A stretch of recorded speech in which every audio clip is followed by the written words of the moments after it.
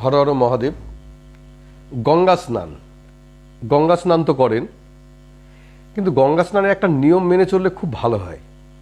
দেখুন, আমরা সবাই কি করি জানেন তো, গঙ্গায় গেলাম, নেমে পড়ি গঙ্গায় স্নান করার জন্য, কিন্তু তা নয়।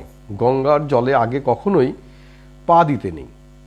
আপনি গঙ্গায় গেলেন, আগে গঙ্গার জলটা একটু মাথায় দিলেন, তারপর আপনি গঙ্গায় নামুন। দেখবেন আপনার অবশ্যই সেটা উপকারে লাগবে। যে উদ্দেশ্যে আপনি যাচ্ছেন, যদি পুণ্যের আশায় বলেন, সে পুণ্যটা অবশ্যই হবে।